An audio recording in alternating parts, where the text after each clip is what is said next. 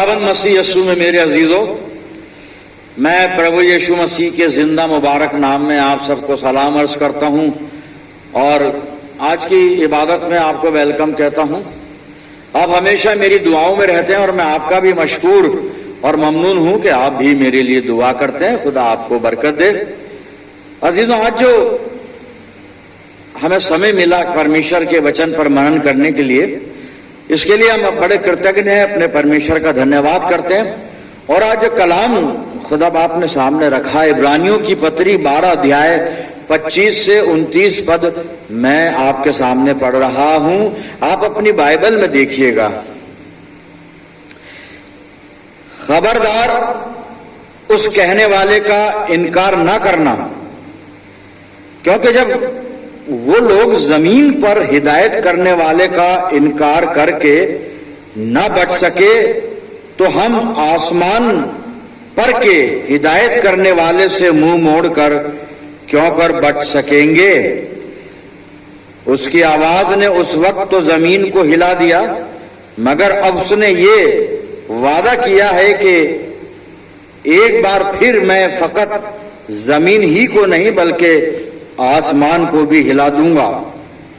और ये इबारत कि एक बार फिर इस बात को जाहिर करती है कि जो चीजें हिला दी जाती हैं मखलूक होने के बाइस टल जाएंगी, ताकि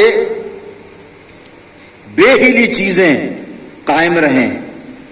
बस हम वो बादशाही पाकर जो हिलने की नहीं, उस फजल को हाथ से ना दें जिसके सबब से पसंदीदा तौर पर खुदा की इबादत खुदा तरसी और खौफ के साथ करें, क्योंकि हमारा खुदा भस्म करने वाली आग है।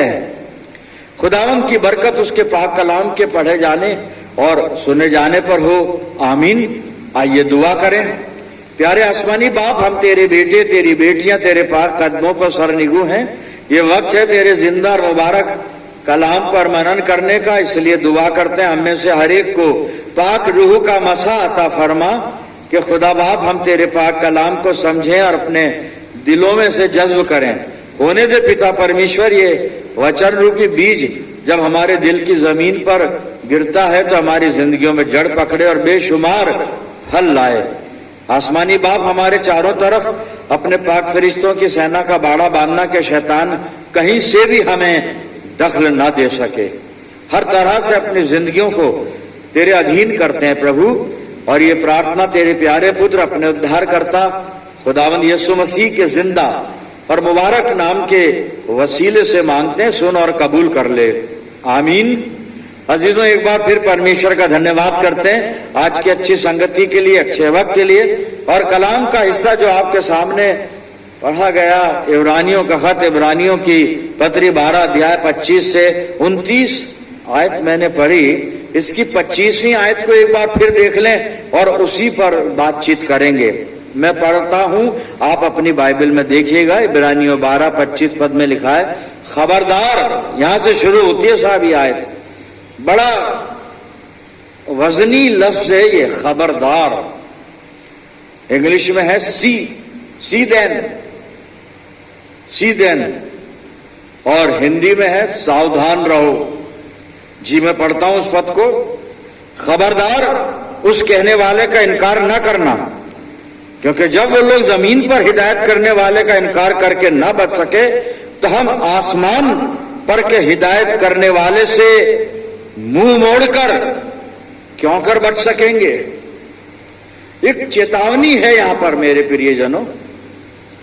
पिछले इतवार को हम बात कर रहे थे कि खुदा से जो हमको मोहब्बत करनी है, वो मोहब्बत क्या है।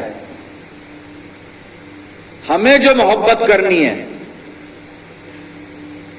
और मैं वाजे कर दूं कि पिछले सरमन में खुदा ने हमसे मोहब्बत की। खुदा मोहब्बत करता है, प्रेमी पिता है बेशक, पर हमारा विषय वो नहीं था। गॉड लव्स अस, विषय ये था हमारा, हम उससे कितना प्यार करते हैं। वो मोहब्बत करने वाला खुदा, उसके लिए तो बहुत हजारों लोगों ने बहुत कुछ बताया, बाइबल के अलावा बाइबल तो बता ही रही है।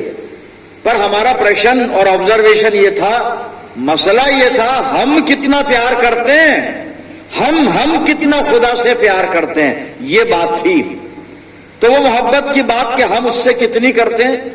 आज कुछ वार्निंग हैं और एक ही वार्निंग पे बात करूंगा मैं। इब्रानियों के खत में 7 वार्निंग है, 7 बार चेतावनी दी गई है। और जो 25वां पद मैंने आपके सामने रिपीट किया था, खबरदार उस कहने वाले का इनकार मत करना, क्योंकि जब वो लोग जमीन पर के कहने वाले का इनकार करके नहीं बच सके, तो हम आसमान पर के कहने वाले से मुंह मोड़कर क्यों कर बचेंगे। ये 6ठी वार्निंग है। और 7वीं फिर वो 29 पद में है, वो बाद में बात करेंगे, पर अभी हम इस पे बात कर रहे हैं 25वें पद पे, यानी इब्रानियों 12:25 पर। खबरदार, सावधान, बाइबल खबरदार कर रही है, होशियार कर रही है, सीधेन होशियार रहो, सावधान रहो, हिंदी में सावधान रहो, खबरदार। और खबरदार किस बात के लिए है? वो ये है कि उस कहने वाले का इनकार मत करना। अभी कहने वाला कौन है, अभी बाद में बाइबल बताएगी। उस कहने वाले का इनकार ना करना। और उसने हवाला दिया, एक इलस्ट्रेशन दिया, एक मिसाल दी है, क्योंकि वो लोग, कौन लोग? पुराने लोग, बाइबल हमसे पहले के खुदा के लोग, इस्राएली लोग, जब वो लोग जमीन पर के कहने वाले का इनकार करके नहीं बचे। अभी जमीन पर कौन था जो कहता था? तो हम लोग उस आसमान पर के कहने वाले से मुंह मोड़कर क्यों कर बचेंगे। अब इसको थोड़ा समझना पड़ेगा। खुदा ने इस्राएलियों से बात की मूसा की मार्फत, बात खुदा ही कर रहा है साहब। बात पहले भी खुदा कर रहा था, आज भी खुदा कर रहा है। जरिए अलग अलग हो गए, अलग से मुख्तलिफ हो गए, और जरिए बहुत सारे नहीं है, 2 ही हैं। तो पुराने अहदनामे में इस्राएलियों से खुदा ने बात की, बात खुदा कर रहा है, लेकिन मीडिएटर है मूसा के द्वारा खुदा बात कर रहा है। और खुदा से सुनकर मूसा लोगों को बताता था। और मूसा को बाइबल यहां पर कह रहे, जमीन पर के कहने वाले का इनकार करके वो लोग नहीं बचे, और मूसा की बात उन्होंने नहीं मानी, मूसा की बातों का इनकार कर दिया और वो हलाक हो गए। बाइबल इस बात की गवाह है, इतिहास हमारे पास है। मैं बहुत सारी बातों को रिपीट नहीं करूंगा, याद रखना होता है, सब याद रखें आप, तो मजा आएगा, बाइबल को समझने में आसानी रहेगी। बहुत मुश्किल से समझ में आती है ये भाई, बहुत मुश्किल से समझ में आती है, बहुत मुश्किल से बाइबल समझ में आती है। लोगों को गलतफहमी है, कई लोगों को कि हम इसको समझ चुके हैं, ये गलतफहमी है, बहुत मुश्किल से समझ में आती है। क्यों? क्योंकि ये खुदा का कलाम है। खुदा का कलाम आसानी से समझ में नहीं आता। खुदा का कलाम है, आदमी की बात नहीं है, किसी अखबार की खबर नहीं है, कोई सोशल मीडिया की कोई न्यूज नहीं है, हम पढ़ेंगे और समझ लेंगे। ये खुदा का, परमेश्वर का वचन है, जिंदा खुदा का कलाम है। इसको समझने के लिए पवित्र आत्मा की अगुवाई चाहिए, पाक रूह की मामूरी चाहिए, तभी समझ में आता है। ये बोलने से, सुनने से, समझाने से समझ में नहीं आता, जब तक पाक रूह हिदायत नहीं करे मेरे अजीजों। तो वो जमीन पर का कहने वाला मूसा था, इस्राएलियों ने उसकी बात नहीं मानी, नहीं सुनी, वो हलाक हो गए। सारे नहीं, जितने हुए वो बाइबल में रिकॉर्ड है, और कई बार मैं बता चुका हूं मैं। फिर अब वो कह रहा है दूसरे, तो हम उस आसमान पर के कहने वाले से मुंह मोड़कर क्यों कर बचेंगे। अब ये आसमान पर का कहने वाला कौन है? आप कहेंगे आपने बताया कि वहां भी खुदा बोल रहा था, तो खुदा आसमान का तो खुदा ही है, आसमान से जो कहता है तो खुदा कहता है। तो अब ये जमीन और आसमान कहां से आ गई? जिस जमीन पर कहने वाला मूसा था, कह खुदा रहा था, मूसा की मार्फत कह रहा था। कहने वाला खुदा है, जरिया, मीडिएटर, वसीला जो है हमारे लिए, वो वहां पे ओल्ड टेस्टामेंट में मूसा नजर आता है। अब हम अपनी बात कर ले, हम जमीन पर के कहने वाले से जब वो नहीं बचे तो हम आसमान पर के कहने वाले से मुंह मोड़कर क्यों कर बचेंगे? आसमान पर ये कौन है? आप कहेंगे खुदा। नहीं साहब, हाँ बात का करने वाला खुदा है, मैं बार बार बता रहा हूं, अर्ज कर रहा हूं, कहने वाला तो खुदा ही है, लेकिन खुदा ने अब हमारे लिए मीडिएटर, जरिया, वसीला क्या निकाला? खुदावन मसीह यसू, अपने बेटे को भेजा साहब। खुदावन मसीह यसू हमसे बात करता है इस कलाम के द्वारा, हमसे बोलता है।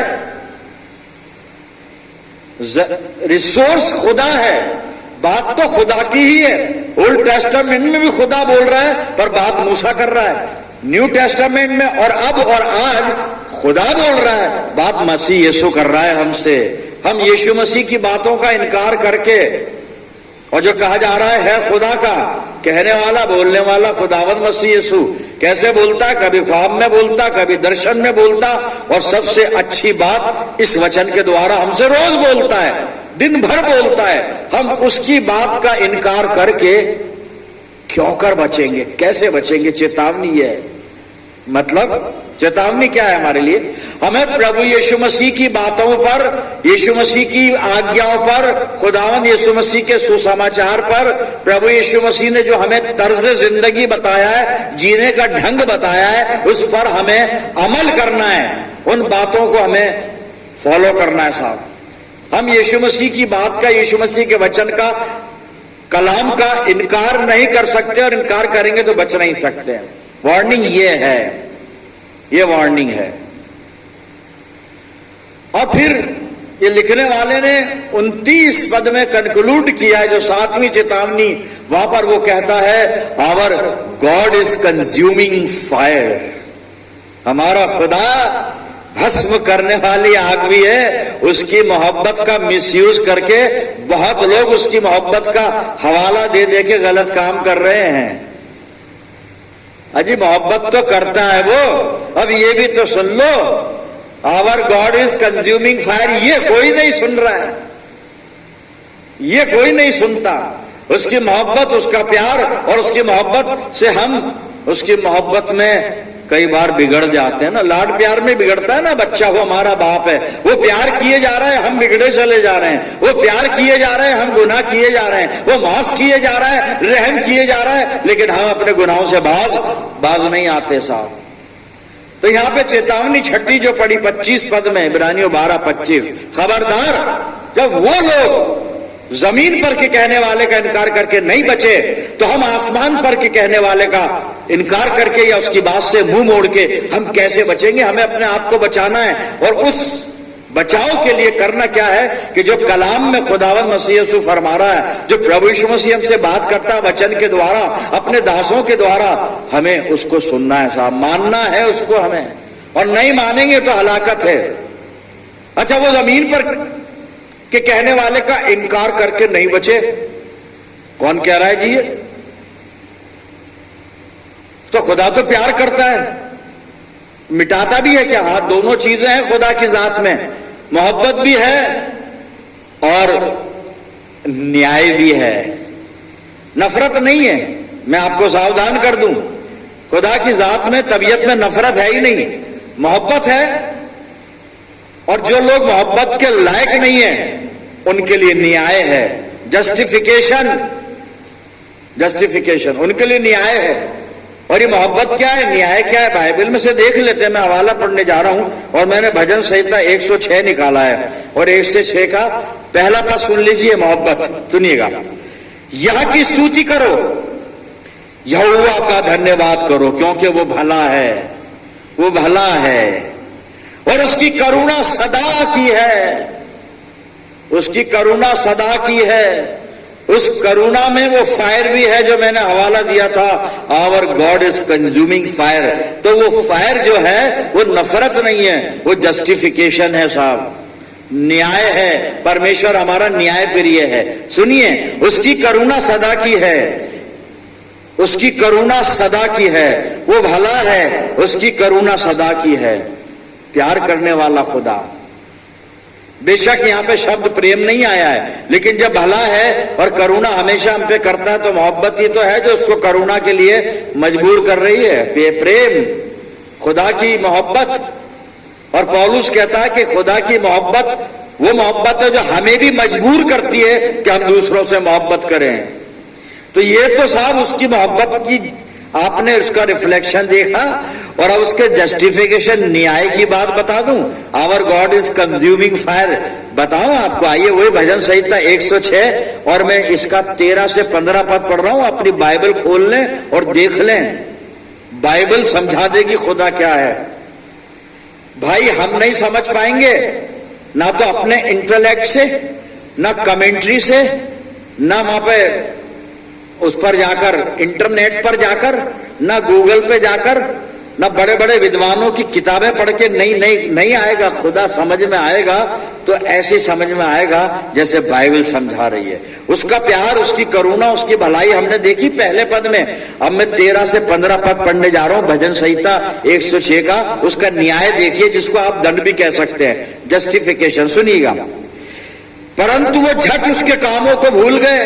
कौन भूल गए? वही जिनके लिए इब्रानियों का लेखक कह रहा है कि जब वो लोग जमीन पर कहने वाले का इनकार करके नहीं बचे, उन्हीं का जिक्र है ये वही लोग हैं। बार बार नहीं बताऊंगा, हर चीज बार बार नहीं समझाऊंगा, समझ लेना पड़ेगा। हाँ जी सुनिए, परंतु वो झट उसके कामों को भूल गए और उसकी युक्ति के लिए ना ठहरे। उन्होंने जंगल में अति लालसा की और निर्जल स्थान में परमेश्वर की परीक्षा की। और 15वां पद सुन लीजिए, तब उसने उन्हें मुंह मांगा वर तो दिया। यह लिखा है, तब उसने उन्हें मुंह मांगा वर तो दिया।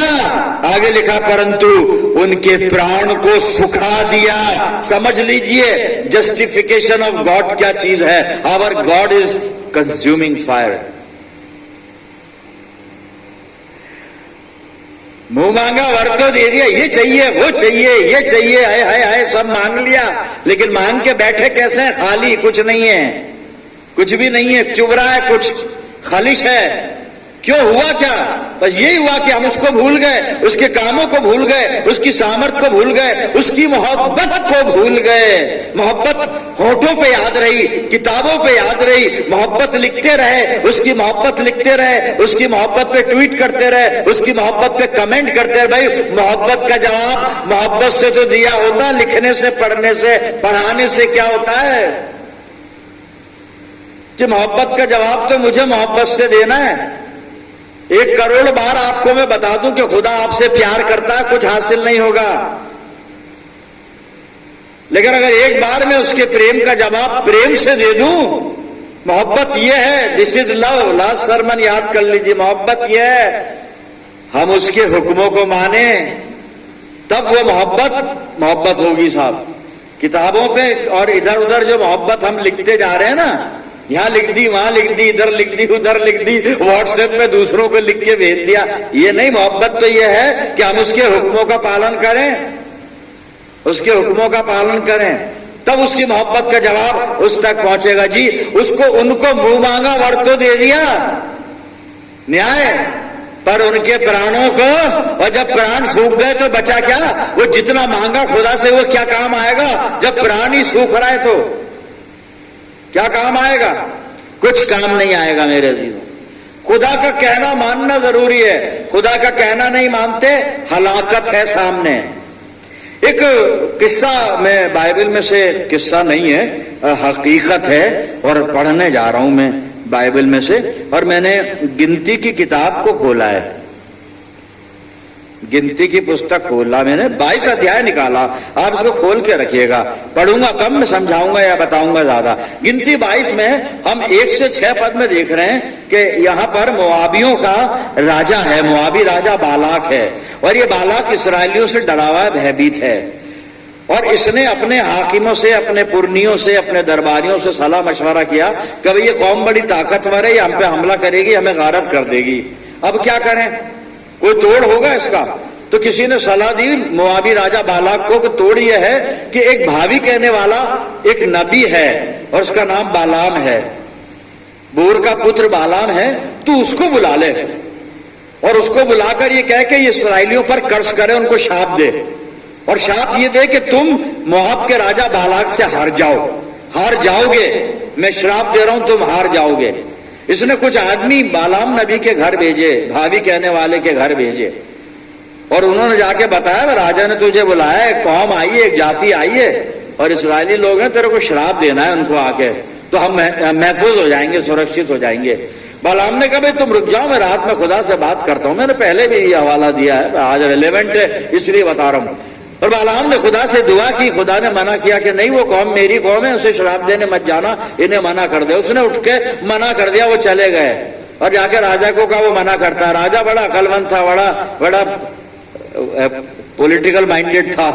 उसने कुछ उनसे भी ज्यादा वजनदार आदमी, बड़े हाकिम और ज्यादा भेजे और बड़ा लालच दिया बालाम को, तुझे ऊंचा पद मिलेगा, तुझे ये मिलेगा और ये मिलेगा, ये मिल जाएगा तुझे, और ये वो।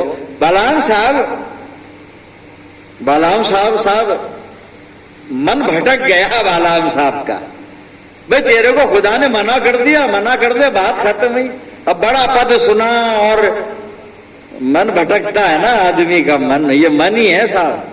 बाइबल में लिखा मन सबसे ज्यादा हीलेबाज है, यानी सबसे ज्यादा धोखेबाज, सबसे ज्यादा धोखा यही देता है मन।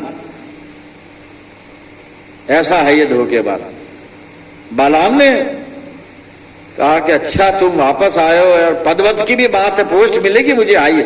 रुको मैं खुदा से बात करता हूं। बालाम तूने खुदा से बात कर ली, खुदा ने एक बार ना कर दिया।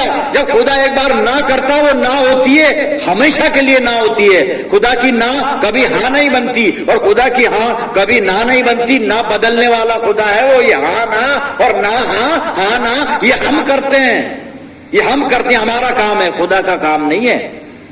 आज हाँ कर दी, कल ना कर दी, परसों ना करके फिर हाँ कर दी, ये हमारा काम है। हमारा सेवा, खुदा का सेवा नहीं है, उसका काम नहीं है सारी।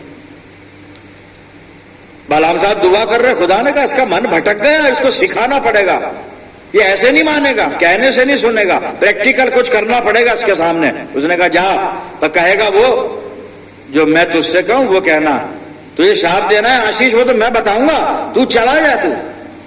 ठीक है साहब। अब मैं आगे पढ़ रहा हूं, सुनिएगा, गिनती 22 और 21 पद से पढ़ रहा हूं। खुदा ने कहा चला जा। खुदा समझिए इसका मन भटक गया, ये लालच में आ गया, अब मैं इसको कुछ प्रैक्टिकल करके दिखाऊंगा, तब इसकी बुद्धि खुलेगी, तब ये समझेगा। जी सुनिएगा, गिनती 22, 21 और 22 पद पढ़ रहा हूं। तब बिलाम भोर को उठा और अपनी गधी पर काठी बांधकर मोआबी हाकिमों के संग चल पड़ा, और उसके जाने के कारण परमेश्वर का कोप भड़क उठा, और यहोवा का दूत उसका विरोध करने के लिए मार्ग रोककर खड़ा हो गया, और वो अपनी गधी पर सवार होकर जा रहा था, और उसके संग उसके 2 सेवक भी थे।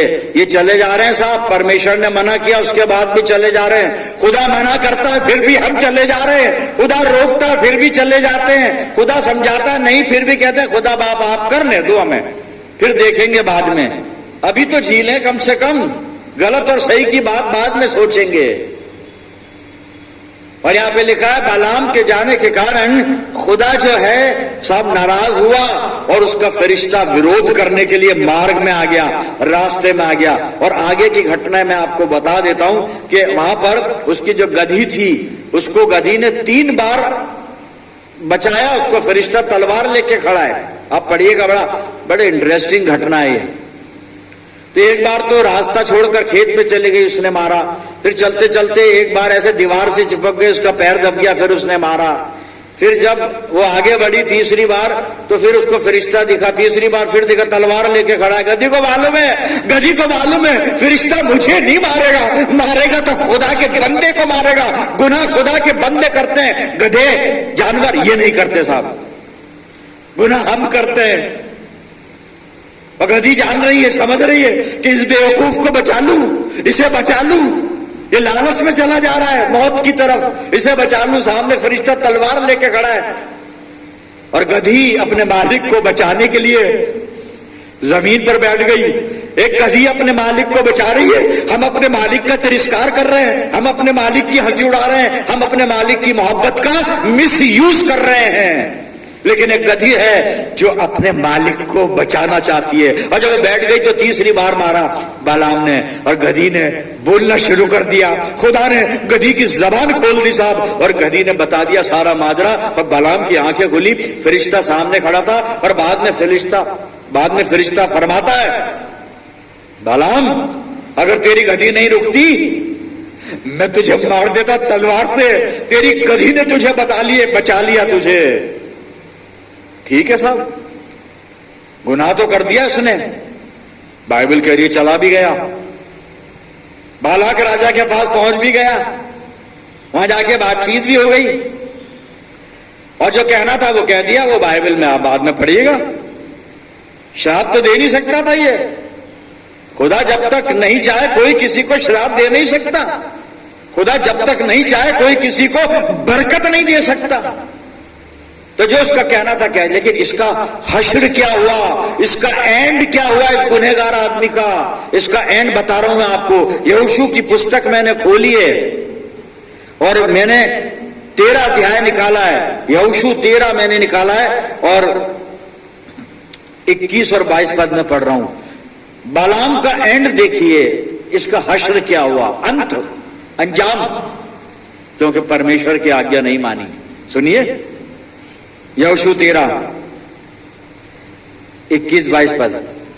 अर्थात चौरस देश में बसे हुए हेशबोन में विराजने वाले एमेरियों के उस राजा सिहोन के राज्य के सारे नगर जिन्हें मूसा ने मार लिया था। मूसा ने कुछ लोगों को मारा है। मूसा ने एवी, रेकेम, सूर, हूर और रेबा नामक मिद्यान के प्रधानों को भी मार डाला, और सिहोन के ठहराए हुए हाकिम और उसी देश के निवासी, जो सिहोन के ठहराए हुए हाकिम थे और उसी देश के निवासी थे, मूसा ने इनको भी मार डाला। अब 22 पर सुनिए, और इसराइलियों ने उनके और मारे हुओं के साथ, इसराइलियों ने उनके और मारे हुओं के साथ बोर के पुत्र भावी कहने वाले बिलाम को भी तलवार से मार डाला। ये हश्र होता है जब हम उस आसमान पर के कहने वाले का वचन नहीं मानते हैं, जब हम उस आसमान पर से कहने वाले की बात से मुंह मोड़ लेते हैं। खुदा की बात जो यीशु मसीह के द्वारा हम तक पहुंचती है, इस वचन के द्वारा हम तक पहुंचती है, जब हम इस कलाम की बात को नहीं मानते हैं, ये एंड होता है, ये हश्र होता है, ये अंजाम होता है साहब, ऐसा होता है। पौलुस खुदा की मोहब्बत और खुदा के न्याय का जिक्र करता है। खुदा मोहब्बत भी करता है, न्याय भी तो करता है। न्याय को याद नहीं रखते हम, क्योंकि न्याय तो फिर न्याय है, न्याय तो आए सुनते हैं बन। पौलुस से रोमियो की पत्री मैंने खोली है, 11 अध्याय निकाल रहा हूं मैं। रोमियो 11 अध्याय 19 से 22 पर सुनिएगा पहले, फिर आगे पढ़ते हैं क्या लिखा है यहां पे। फिर तू कहेगा, पौलुस बात कर रहा है कलीसिया से, डालियां इसलिए तोड़ी गई कि मैं साठा जाऊं। विषय क्या है, गहरा विषय है। खुदा ने अपनी कौम इसराइलियों की बेवफाई के बाद गैर कौमों को अपनी बादशाहत में बुला लिया, यह है वजह। और अच्छी अंगूर की डालियों को काट के जैतून की डालियों को छाट के जैतून है, यहां पे जैतून का जिक्र करता है। और आगे लिखा कि तू जंगली जैतून होके साठा गया। लेकिन समझा क्या रहा है पौलुस, सुनिएगा, मैं फिर पढ़ता हूं। फिर तू कहेगा, डालियां इसलिए तोड़ी गई कि मैं साटा जाऊं। ठीक है, वो तो अविश्वास के कारण तोड़ी गई इस्राएली लोग, परंतु तो विश्वास से बना रहता है, इसलिए अभिमानी ना हो, अभिमान मत करना, अभिमानी ना हो, परंतु भय मान, डर मान, खुदा का खौफ रख। क्यों? अब सुनिए आदत, क्योंकि जब परमेश्वर ने स्वाभाविक डालियों को ना छोड़ा तो वो तुझे भी नहीं छोड़ेगा। उसका कहना मान ले, उसके हुक्मों पर चलने लग जाएं उसकी आज्ञाओं का पालन करें, क्योंकि उसने जब असली डालियों को नहीं छोड़ा, वचन कहता तुझे भी ना छोड़ेगा। 22वां पर सुनिए, इसलिए परमेश्वर की कृपा और कड़ाई को देख, दोनों चीजें, कृपा भी है, कड़ाई भी है, मोहब्बत भी है, और कड़ाई न्याय भी है। तो क्या है मोहब्बत और क्या है कड़ाई, सुनिए। इसलिए परमेश्वर की कृपा और कड़ाई को देख, जो गिर गए उन पर कड़ाई, जो गिर गए उन पर कड़ाई, जो गिर गए उन पर कड़ाई। कड़ाई कौन सी? Our God is consuming fire.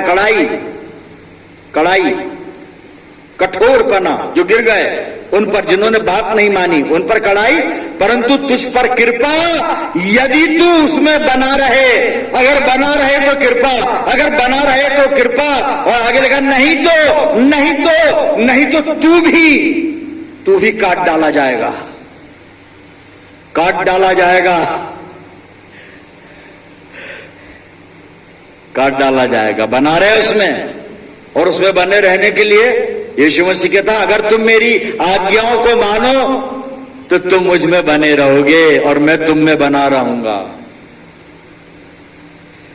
क्योंकि जब वो लोग जमीन पर कहने वाले का इनकार करके हलाक हो गए, तो हम आसमान पर के कहने वाले की बात से मुंह मोड़कर भाई कैसे बचेंगे, कैसे बचेंगे। पौलुस भी वार्निंग दे रहा है यहां पे कि सावधान रहे, अब वो नहीं बचे, तू क्या चीज है, तू भी काट डाला जाएगा, काट डाला जाएगा। सावधान हो जाए मेरे अजीजों। हाँ, एक और बात कहता है पौलुस। अब मैं रोमियो 2 निकाल रहा हूं। रोमियो 2 मैंने खोला है और 3 आयत से मैं पढ़ रहा हूं। हे मनुष्य, तू जो ऐसे ऐसे काम करने वालों पर दोष लगाता है और आप वही काम करता है, क्या समझता है कि तू परमेश्वर की दंड की आज्ञा से बच जाएगा? दंड भी तो है ना, मोहब्बत में उलझे में, और मोहब्बत में उलझ के गुनाह किए जा रहे हैं, ढिठाई किए जा रहे हैं, गलत काम किए जा रहे हैं। क्यों भाई? गॉड इज लव, प्यार ही प्यार करता है, वो प्यार ही प्यार करता है, दंड भी देता है। सावधान हो जाएं, सावधान, खबरदार। वहां पे लिखा था खबरदार, 25वां पद जो हम जिस पर मनन कर रहे हैं, खबरदार। तो पौलुस वही लिख रहा है, सुनिएगा। और तो वो उसकी करुणा, सहनशीलता और धीरज रूपी धन को तुच्छ जानता है। बताइए, उसकी कृपा को तुच्छ, मोहब्बत को तुच्छ। अरे बस प्यार ही प्यार है खुदा के पास, वो प्यार करता है, कुछ नहीं बिगाड़ेगा हमारा, प्यार करता है, हमें कोई सजा तो मिली हुई है। और जिंदगी खुद ही गुनाहों की सजा देती है। जिंदगी खुद ही गुनाहों की सजा देती है साहब। उसका न्याय तो दूर की चीज है। अपने पे गौर करें, ध्यान करें, पता चल जाएगा। क्या ये नहीं समझता कि परमेश्वर की कृपा तुझे मन फिराव को सिखाती है? उसकी करुणा, उसका रहम, उसकी भलाई, उसकी मोहब्बत मन फिराने का चांस दे रही है, मौका दे रही है हमें, मन फिरा लें साहब। 5वें पद में लिखा है, पर तू अपनी कठोरता और हठीले मन के कारण उसके क्रोध के दिन के लिए, जिसमें परमेश्वर का सच्चा न्याय प्रकट होगा, अपने लिए क्रोध कमा रहा है, अपने लिए क्रोध कमा रहा है। वो हर एक को उसके कामों के अनुसार बदला देगा। जो सुकर्म में स्थिर रहकर महिमा और आदर और अमरता की खोज में हैं, उन्हें वो अनंत जीवन देगा। पर जो विवादी हैं और सत्य को नहीं मानते वरन अधर्म को मानते हैं, उन पर क्रोध और कोप पड़ेगा। खबरदार, उस आसमान पर के कहने वाले का इनकार मत करना। मेरे अजीजों, मोहब्बत यह है कि उसके हुक्मों को माने। लास्ट सरमन आज से ताल्लुक रखता है, यूं समझ लीजिए पिछला सरमन आज मैं कंक्लूड कर रहा हूं। आसमान पर के कहने वाले का इनकार मत करना, क्योंकि जब लोग जमीन पर के कहने वाले का इनकार करके नहीं बचे, मूसा की आज्ञा का उल्लंघन करके नहीं बचे, तो हम प्रभु यीशु मसीह जो परमेश्वर की बात हम तक पहुंचा रहा है, उसका इनकार करके हम कैसे बचेंगे? कैसे बचेंगे? सावधान, बस अब ये करें जो बाइबल कह रही है, जो बाइबल कह रही है वो करें बस। उसकी आज्ञाओं का पालन तो जरूरी है ही, लेकिन कुछ काम और करने। इब्रानियों 12 अध्याय आखिरी हवाला है, 28 पद सुन लीजिए। 28 पद, मैं 29वां नहीं पढ़ूंगा, आपको मैं टेंशन देना नहीं चाहता। 29वां तो आप खुद ही पढ़ लेना, मैं 28वां पद पढ़ रहा हूं। बस हम वो बादशाही, हम वो राज्य पाकर जो हिलने का नहीं, परमेश्वर का राज्य जो हिलने का नहीं है ना, उस फजल को हाथ से ना दें, उस अनुग्रह को हम हाथ से ना जाने दें, जिसके सबब से, जिसके कारण हम क्या करें, पसंदीदा तौर पर बहुत अच्छी तरह खुदा की इबादत हम खुदा तरसी के साथ करें, परमेश्वर की आराधना हम भक्ति के साथ करें, परमेश्वर की वर्शिप हम रेवरेंस के साथ करें, हम है भक्ति के साथ करें। और आगे लिखा है, और खौफ के साथ करें, खौफ के साथ करें, डर के साथ करें। है कैसे करें, है कृतज्ञ होके, परमेश्वर के कृतज्ञ हो जाएं हम, उसकी बेपनाह मोहब्बत और रहम के लिए और करुणा के लिए, भलाई के लिए, कृपा के लिए कृतज्ञ हो जाएं, और फिर अपनी आराधना भक्ति के साथ, भक्ति के साथ और भय के साथ, भय के साथ करें। भक्ति हुई, आदर कह लें इसको, आदर, आदर के साथ, भय के साथ। खुदा करे हम ऐसा ही करें मेरे अजीज, ताकि उससे बरकतें पाए हम। तो बरकतों का देने वाला खुदा है वो, कड़ाई नहीं करता है। कड़ाई तो वो जस्टिफिकेशन में आ जाती है ना, कठोरता। तो मैंने 7 खून किए हैं, मैं बहुत अच्छा हूं, जज साहब भी बहुत अच्छे हैं, लेकिन मेरा गुनाह ये कि 7 खून किए, तो फिर वो जज कहेगा भाई मैं चाहता नहीं हूं, पर अब तू फांसी के लायक है, तू गुनाह तूने जो किया है उसकी सजा फांसी है। अब ना उससे कम सजा है ना उससे ज्यादा सजा है, तुझे देना तो नहीं चाह रहे हैं फांसी, लेकिन तूने गुनाह ऐसा कर डाला, और गुनाह जो किया उसकी सजा तो सजा ही है। और बाइबल कह रही है गुनाह की मजदूरी मौत, मजदूरी यानी सजा साहब, वही। सावधान हो जाएं, सावधान सावधान, उस आसमान पर से कहने वाले का इनकार मत करना, प्रभु यीशु की बात का इनकार मत करना साहब। इस वचन के द्वारा खुदा आपको बरकत दे और पवित्र आत्मा के द्वारा आपको मजबूत करे कि आप कभी भी इस वचन का इनकार ना करें, यीशु मसीह की आज्ञाओं का इनकार ना करें। आइए प्रार्थना करें। खुदा बाप, हम तेरे बड़े शुक्रगुजार हैं इस जिंदा मुबारक कलाम के लिए, जो हमें मसीह ईमान में मजबूत करता है और मसीह जिंदगी में जीने के तौर तरीके सिखाता है, और हमको तेरी पहचान में, तेरे इल्म में हर तरह से परिपक्व करता है। खुदा बाप, हम सबको पवित्र आत्मा का मसा दे कि हम अपने वचन की बातों का कभी भी तिरस्कार ना करें, पाक कलाम को कभी भी ना ठुकराएं, पाक कलाम से हटकर कभी भी ना चलें, बल्कि हम तेरी आवाज को सुने और तेरी आज्ञाओं का पालन करें। प्यारे खुदावंद, दुआ करता हूं जितने लोग इस प्रार्थना में मेरे साथ हैं, इन सब अजीजों पर तेरी शफकत, रहमत और बरकत का साया हमेशा बना रहे। खुदा बाप, हम सब मिलकर पूरे आलम के लिए दुआएं खैर करते हैं। परमपिता परमेश्वर, अपनी जिंदगियों को हम तेरी अधीनता में देते हैं, और ये दुआ तेरे प्यारे और इकलौते बेटे अपने नजात दहिंदा खुदावन यीशु मसीह के जिंदा और मुबारक नाम के वसीले से मांगते हैं। सुन और कबूल कर ले, आमीन। अब हमारे खुदावन मसीह यीशु का फजल, खुदा बाप की मोहब्बत, पाक रूह की रिफाकत और शिराकत हम सब के साथ, तमाम अहले ईमान के साथ, हमारी सब कलीसियाओं के साथ अब से लेकर हमेशा तक होती रहे, आमीन।